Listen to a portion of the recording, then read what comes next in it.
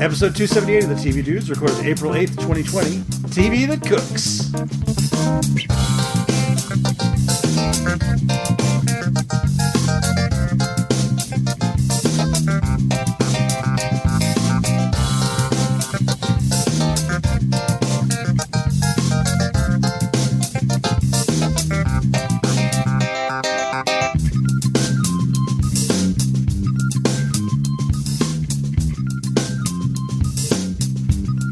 Meth. Are you happy now, Kyle? Are you happy?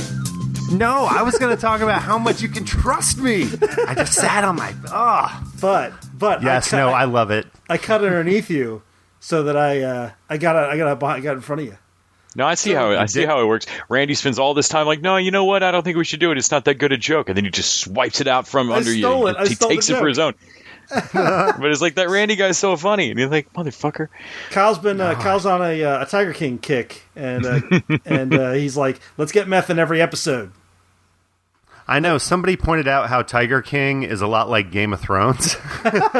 And now I can't unsee it. Yeah. It's just like a totally different show for me. Now I'm looking for all the theories that I wanted resolved by the season finale.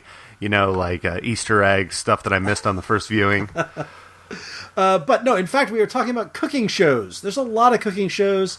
Kyle put us on this reality tip, and it led me down a hole of cooking shows. So this time out, we're going to talk about Top Chef season, I think it's 17 that's going on right now. Ugly Delicious season 2. Chef Show season 3. Good Eats Reloaded, which just turned up on Hulu in advance of Good Eats getting some new episodes. And Nailed It, which I'm the only one who's watched season 4. Kyle hasn't a chance, and it makes less sad. Yeah, I mean, I'm assuming that they get new people each time, right? I mean, these people aren't like 4 seasons in and still have not figured any of it out, right? Oh man, it's like purgatory. You have to cook. You have to make cupcakes. You can't leave until they are satisfied with your cupcakes. I'm kind of hoping you sell me on it. Wasn't the host of Nailed It on Lego Masters less? She was. Is that right? Nicole Byers. Yes, they brought her. Yes, and she's great. Like, she's great. But all right, I'm looking forward to hearing about this. She will trap you in baking hell until you're done. All right, but before we get into all that, we're the TV Dudes. Sorry, I'm Randy.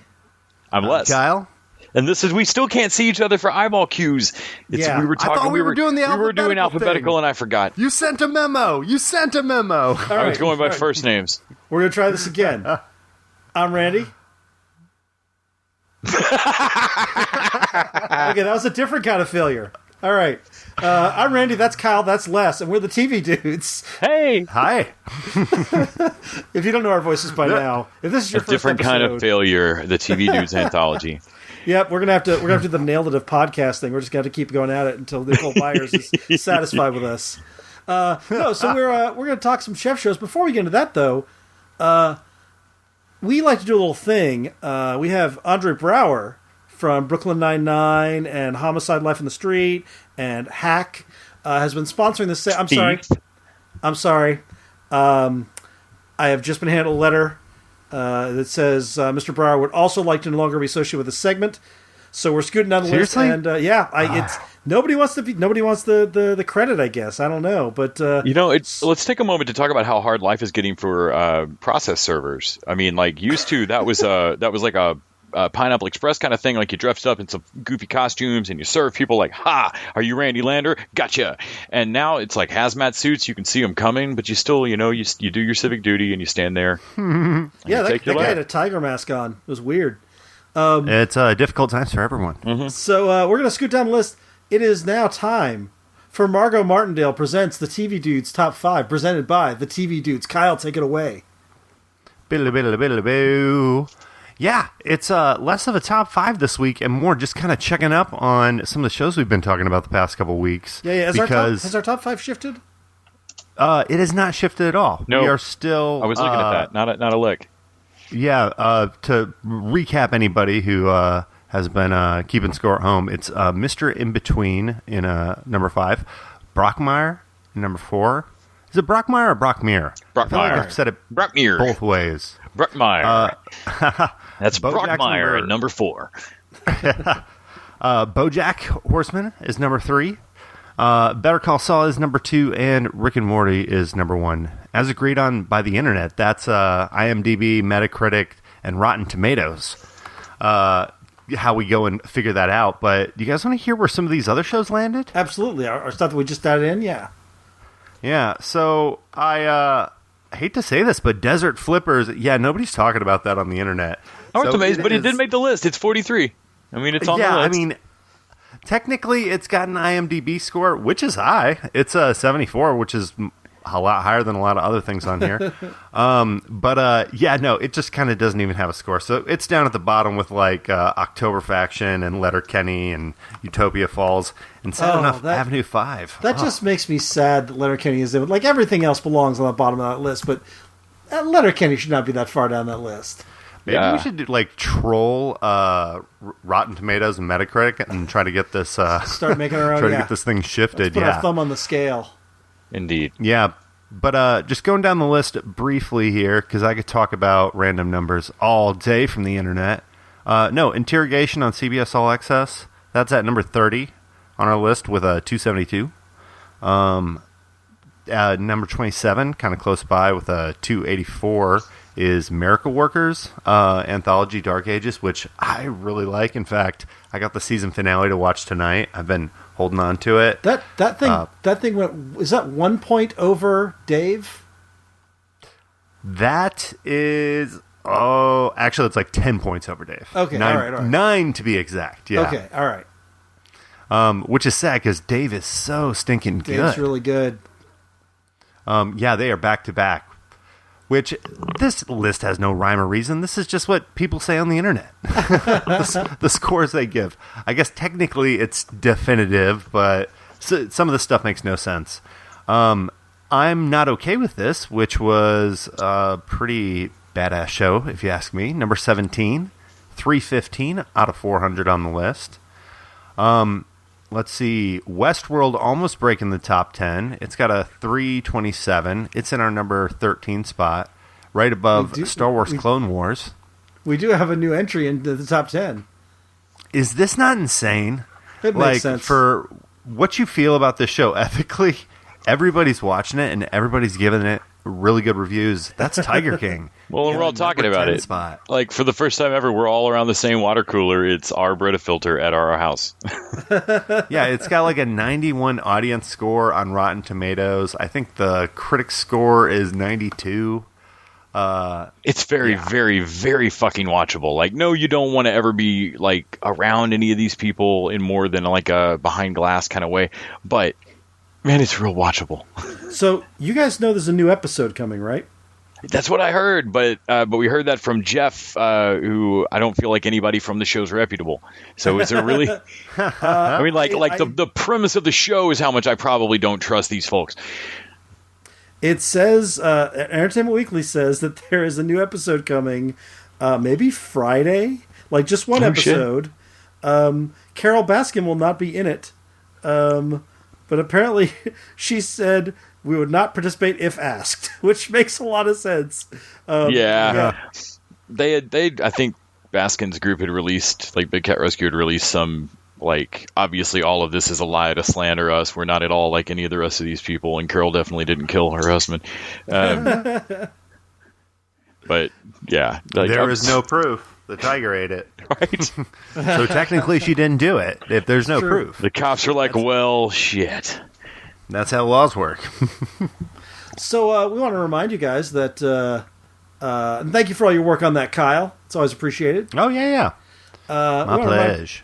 Remind everybody that we have a Patreon. You can go over to patreon.com/tvdudes. Throw us $1 an episode if you can. Helps keep us in streaming services and web hosting and all that kind of stuff.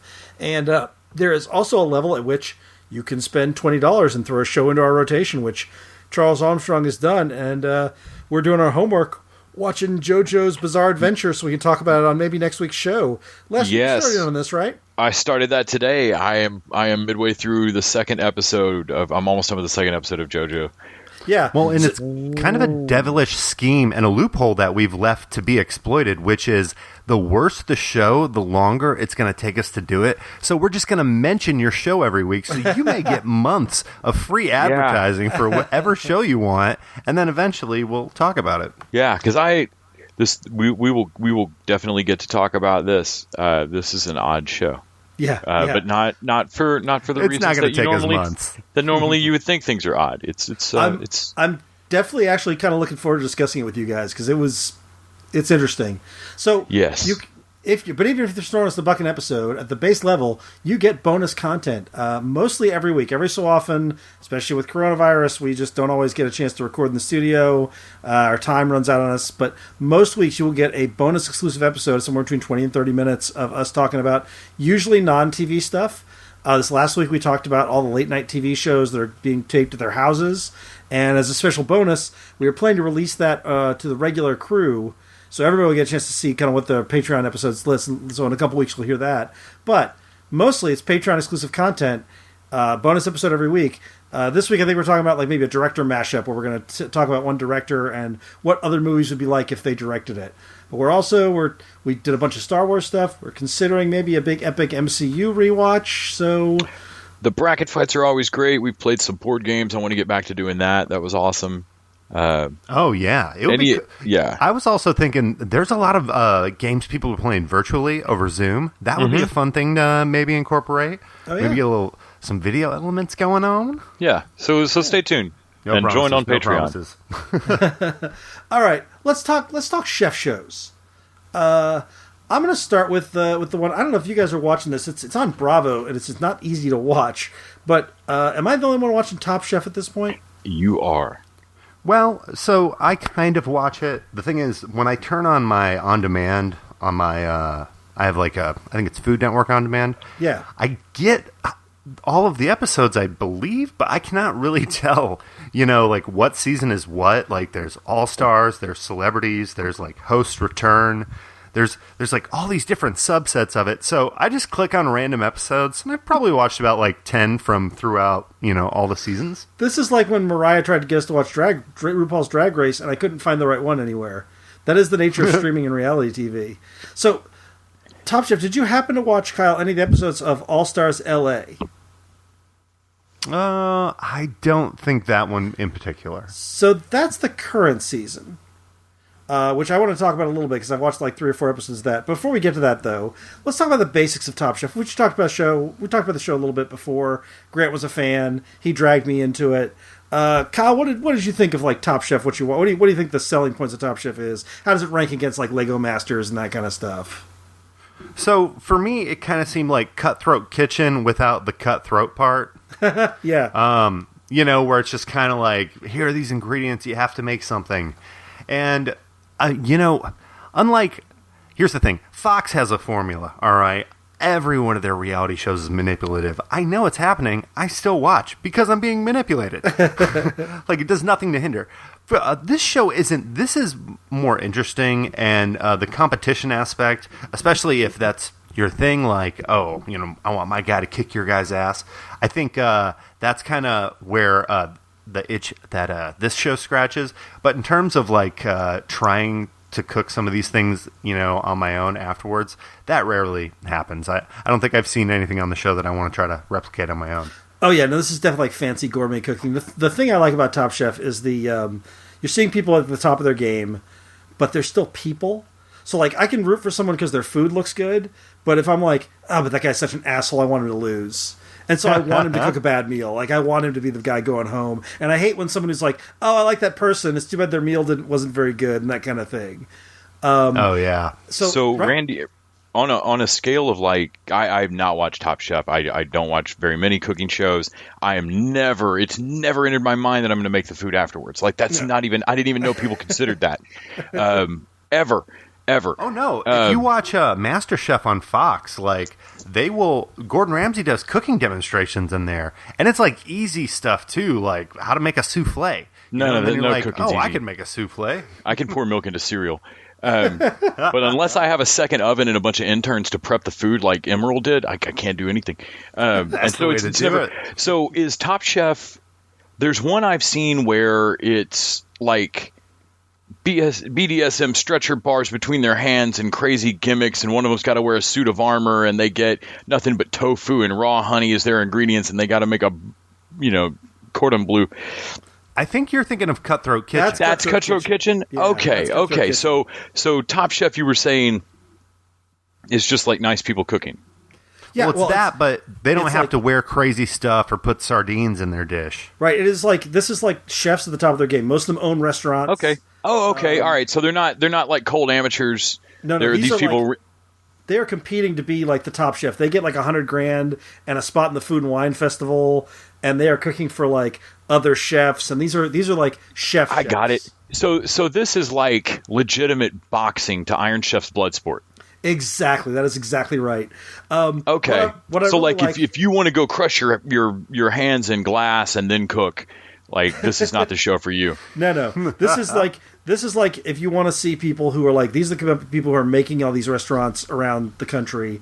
They're the ones that make them work. And okay. So seeing the expertise is really interesting, but also what part of it makes it is the judges. Padma Lakshmi, Tom Colicchio, and Gail Berman, I want to say, are like from like Food and Wine magazine. Tom Colicchio has a bunch of restaurants. Padma Lakshmi's like been a critic and this kind of stuff forever. Like, and they bring in people who like know their shit. And watching experts with other experts is like the opposite of what most reality TV is, and I really enjoy that. So, Kyle, yeah. I know you travel a lot, and Randy, I know you keep lists of restaurants, at least around Austin, to make sure you hit up. Have either of you ever gone to a Top Chef owned restaurant? No, but Grant has. Grant used to go to a few of them when he would travel. Nice. Yeah, I don't think I have. I've been to some nice restaurants, but never anywhere that from like a celebrity chef. Now I'm realizing that like of all the super nice restaurants I haven't been to a ton, but like I've been to a few nice restaurants, and because I don't know any chefs at all. Yeah. Anthony, we didn't go to this restaurant. We went to the bar that Bourdain used to drink at. That's the only reason. Oh my God, that was a shithole. It was like half a shithole and half a non-functioning building. I go to places like even the drunks didn't sit on one half. I go to like Juan in the Million because I saw it on Man vs. Food. Oh man, I love Juan. Stuff like that. Yeah, I love Man vs. Food. That was a great show. And Juan in the Million's really good. Also, this season they're doing the All-Star season, which any reality show that is an All-Star season, I'm kind of looking forward to Lego Masters being around for 10 years so we can get the All-Star season, because I love seeing people come back who didn't quite make it, who I liked it and was rooting for, and they didn't make it, and now they come back. Like this season, there's a bunch of people. Crazy. I love it. I love seeing these people. What they build will be so cool. You know what? My original sin with reality TV shows, it was Top Model. Because I didn't know what to expect, and it just kind of hooked me in the background. And then I got about 3 episodes where I was like, I'm not really watching this to like, okay, I'll sit down, make myself some food. And then it's like, oh, it's 3 a.m. Like, I've gone through like 2 seasons. You can't tell it from my Inside Out t-shirt and plaid pajama pants that I've had on for this week, but I used to be really nerdy about fashion designers, and just fashion is a really weird subculture. Like high fashion is a really weird subset of creativity and like creative art, and so like in college I got a little bit nerdy about just, I'm so unskilled at it at any level of sewing or anything like that, but it's just this. It was always this interesting merge of like very much high art, like the same weirdness that went into like Sotheby's sold paintings, and like that level of madness goes into high fashion, but with this actual it's an actual wearable functional thing, which paintings and shit are not. So anyway, my first foray into reality show was Project Runway, and like watching amateurs like collapse under pressure trying to do this crazy shit was just awesome. Grant always used to compare Project Runway to Top Chef. This was kind of the same thing. What's funny is, Les, you and I feel about fashion the way you feel about food, which is like, I'm like it's functional, that's fine. I have no interest in high fashion, that kind of thing. So Project Runway I don't think would do anything for me. And I'm interested to hear, because you are sort of at last I knew, a food is sustenance, and if I could have a pill every day for food, I would take it. Yeah, totally. And I am definitely a, like, go find me some food. I'm a foodie guy. I've gotten a little more into cooking, and so this kind of stuff is right up my alley. So I'm interested to hear sort of your reactions to some of this stuff. So let's move on from Top Chef. Let me just say I'm enjoying it so far. I always like the All-Star seasons. And let's talk about Ugly Delicious Season 2 and also Chef Season 3, because I feel like these are similar shows but with a different approach. They both have like a celebrity chef. They've got Roy Choi in Chef Show and God, who's the guy in Ugly Delicious? Oh, it's John. Dave Chang. Dave Chang. Yeah. And I feel like they're doing similar things. Like they're both like, hey, let's go to places, let's go to chefs we like and see what they do. But I feel like the Chef Show is the more fun version of it, and the Ugly Delicious is like the more serious version of it. Do you guys agree with that? Yeah. Nope, that actually puts its finger. I couldn't quite figure out why. So Chef Show only barely works for me, but I can watch Chef Show. It's fun. Yeah, Ugly Delicious utterly does not work for me, and I can barely watch it. And it's because it is a serious food show, but it is not. It is serious about the romantic love of these things. It's not like watching Salt, Fat, Acid, Heat, where it's a classroom documentary about this shit. I can watch those. I don't know. So Ugly Delicious really didn't work for me, and I think you hit the nail on the head. It is the more serious version, and I get a bigger kick out of watching like Chef Show is more like just watching celebs have dinner. I can't remember who it was that used to shit. It might have been Favreau or Kevin Smith that used to Favreau. just do celeb dinners. Yeah, was it Chef's? No, it wasn't Chef's Table. God, what was it called? Dinner for Five. Yes, Dinner for Five. It was a great show. show. Chef Show a little bit reminds me of Dinner for Five with some B-roll back, like more like B-roll backstory before the meal. Yeah. Nice. I actually really like Ugly Delicious. It is. I feel like the more serious as opposed to what the opposite of more fun. That might be a general comparison, but with Roy Choi, is that his name? Dave Chang. David Chang. I feel like what he's trying to do is he wants his audience to know why food is important, certain types of food, why they're important. So he's created kind of like a self-portrait of himself to like demonstrate that. So in this season we get this first episode is all about, I don't know if it's necessarily comfort food, but like family food. And he's having a baby, and it's the types of food that his wife wants to eat. There's this really funny line about mac and cheese, how she's like, hey, give me some mac and cheese. He puts together this thing. Right. She sees he it. He puts together this elaborate mac and cheese, and she's like, no, I want Kraft. Yeah, can you get the blue box? And he's like, no, my heart's broken. That brings up something about Ugly Delicious, though, which I think is one of the things that kind of put me off. I like it. I enjoyed the first season, a little less the second season. There's a little bit of a snobbishness, and almost it feels like I'm being lectured by someone who's like, hey, this is the food you should enjoy. True. And I think that's what he's trying to do. But here's where I would compare it to Chef Show. I feel like where he is trying to say, here's why you should care about it, Chef Show goes, hey, let's go learn about something new. Like, Jon Favreau approaches all of his situations like he's part of the audience, and, here's what this guy does, here's what that guy does. So we get to kind of explore things as opposed to being told, how to feel. Which I feel like can be, done well, in some episodes more than others. But I think all in all, yeah, you guys are right. The Chef Show's probably the better show. So, Randy, you remember Wyatt Cenac's John show? Problem. Oh, damn it! I'm blanking on the name. Yeah, the one on HBO. Yeah. Yep. So it's got a little bit of that same tone for me of like, here's in a quiet voice why this food is cool and you should really dig about it. Yeah. Problem Areas is the show we're thinking of. Problem Areas. Yeah. Here's why this is a problem and you should care about it. Yeah. As opposed to like, let's discover why this is fucked up. Yeah, Look at this. It's John Oliver versus Wyatt Cenac. Neither one is wrong, but certain things are going to appeal to more to certain people, and I think Chef Show has a wider appeal. It definitely was more like what I was looking for. I like Fat I Roy will- cooking with his famous friends. What is it breakfast, lunch, and dinner? Is that Chang's other Yeah. one? That I will say, and it's not because it's food related. But I did love the fuck out of the Seth Rogen episode where That was fun. he takes him all around Vancouver and just gets him baked. Like I love high the the whole like 3 different times. I think Rogan has to like take the gel. Like no, one time. You hit that one time. Hand that back. And like, man, you're gonna be too fucked up to deal with this restaurant, man. And then Rogan stands there and smokes the rest of it. Like, no, I know what I'm about. Come on. Yeah. Oh, that's funny. We were talking about Top Chef earlier and about how, I didn't find their food approachable to try outside of the show, like cook in my own kitchen. That's not the case with Chef Show.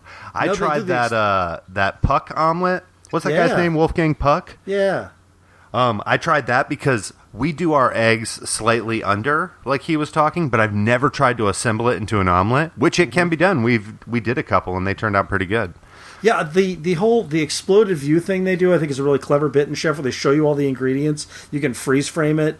You could actually use this take to learn a how to picture cook. with your phone. Yeah, and it's usually a little more involved than I can do. But they did like the garlic spaghetti that they did for his chef movie that I'm like, oh, I can make that. Like yeah, or grilled cheese. I feel like was a really good example of I got to try grilled cheese that way. I feel like when people explain things to Alexis in Schitt's Creek, of like, but you could just do this yourself, and just staring blankly and like, but there's an exploded view, and then you could learn to cook. But I could, Randy, but why? See, that does bring up another thing, though, and that brings up Good Eats Reloaded to me.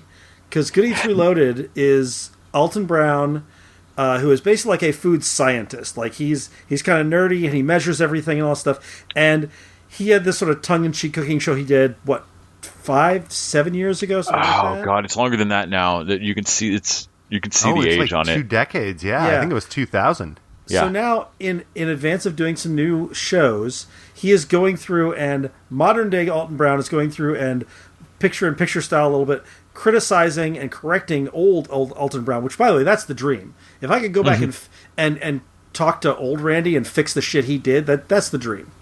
Well, I Wait love a that on second. some of it, the science really has changed. Like, no, we know more about how this works now.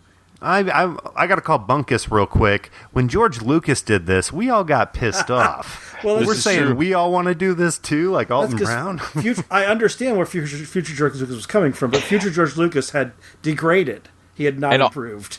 I'll be fair, I don't think that the added song improved the chicken fried steak recipe. No, But- that's true. You know, But I do like being able to see out the windows of the kitchen now. But I love there's some fun running gags in here. There's the whole thing where Alton Brown is just like, he's like, by the way, I don't have a sister. This is an actress playing my sister, and the actress is insisting that she is his sister. Then she gets an actress playing her mom. This is a That's her long mom. running gag. It's so good. It's so much fun, and There's so many puns in this show. It's so great. he's so game for the campy elements of it. I love when they do the thing with his sort of Asian Q who comes in and it sort of chides him about things. Like, there's all kinds of little running gags about it, but also the recipe stuff. Like, he takes twice as long or 3 times as long to cook as I do.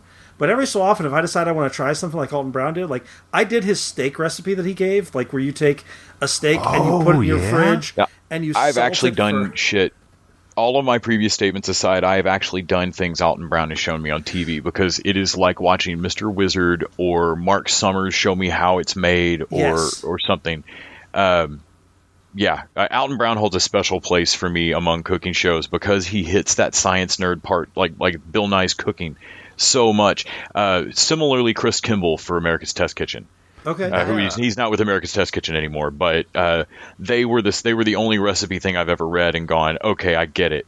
And it was because they broke down of like, no, when we say add an egg, this is fucking why. Don't add 2 eggs. Yeah. This is why not to do that. And I love that Alton Brown explains the same stuff of like, there's a protein problem you will run into if you do this. I'm like, oh, cool. Yeah, yeah. He gives you the science of it, and it's really interesting. I really like it. All right, so let's have dessert, and let's talk about the dessert show nailed it on Netflix, which just had a season 4 that dropped on April 1st, which is very appropriate. This is my 12-year-old son's favorite show that's not on YouTube. He loves this show. It's just cake fails, right? It's just cake fails. It is. They bring in. So Nicole Byers is the host, and she's half the reason to watch it because she's this bubbly, fun, goofy person. Jacques Torres is the French chef who's very game to play along, and then they have a celebrity judge. Like they had Ben Wyatt from Parks and Rec. I can't blank on the actor's name as always, but Adam Scott. Adam Scott was in one episode. I never know names. Damn. And so I'd watch the Adam Scott episode. I love it. What they do is they bring in these 3 amateur bakers from home, and there's usually a theme. Like they did one where it was moms and dads, but they bring in these 3 amateur bakers who apply to be on the show, and then they give them works of art that are hard to do for professional bakers. So it's a theme. Like one of them they did this season was Western. So the first thing they had was to do a cupcake. It was you had to do a cupcake donut thing that was here's the cowboy and their animal sidekick, and you have 30 minutes. Jacques has given you a basic line of what the steps are. Go do it. And they show the finished product alongside whatever they do, and inevitably as they're doing it, someone will forget to put eggs in their batter and have to throw eggs in late. Someone will forget to do icing. They will put together things in a weird order, and it's just they compare what had gone before with what is actually produced, and it's always hilarious. It's never anything near, but nobody expects it. Nobody's oh, you guys got it wrong. Everybody's laughing. Everybody's having a good time. This kind of reminds me of the HGTV show where it's just the people who jack their house up whenever they try to do home renovations. I forget what it's called, but it's Renovation Nightmares or something.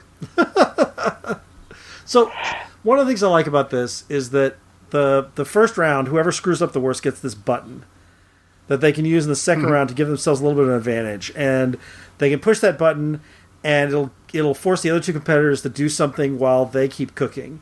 So in the Western one, they had to stop cooking, run over to a little side stage, and lasso a cactus before they were allowed to go back to baking.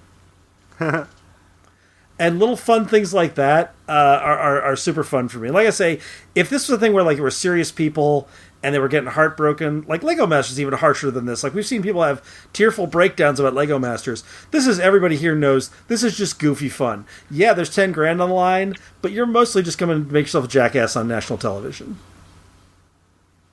Yeah, that sounds like a lot of fun. Kind of reminds me of some of the Cutthroat Kitchen elements too, like the little games and the button you mentioned. Oh yeah, for sure. I've enjoyed this, and when I watched it, it was a nice bit of lightness and brightness in our pandemic times. I absolutely know how this show's supposed to come off, and I know that they're definitely not being shitty to the contestants. Everybody's on board. It's not mean. I still never been able to get into this show. Just, I don't know, something about just watching people aim for it and fuck it up each time. It just breaks my heart. I don't.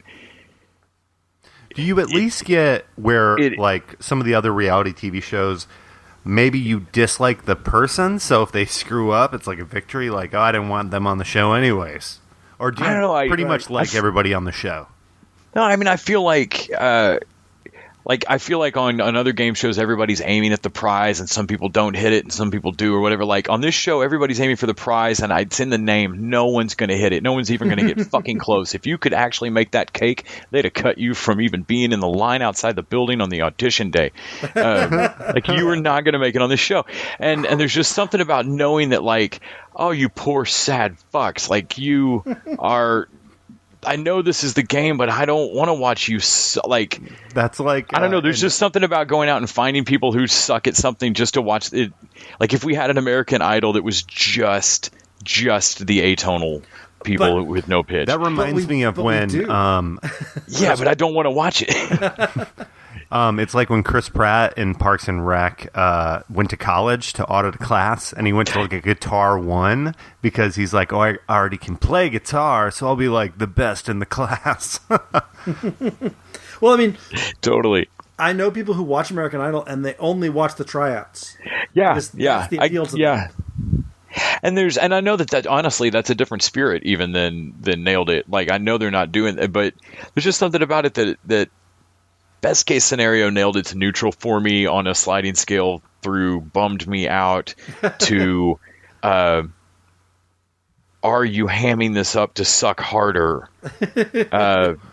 Which puts them in the same class as little kids trying to make me laugh. I get that. Like, stop it. I got another question about this. You said that the person who does like the worst in the first round gets the button, correct? Yeah.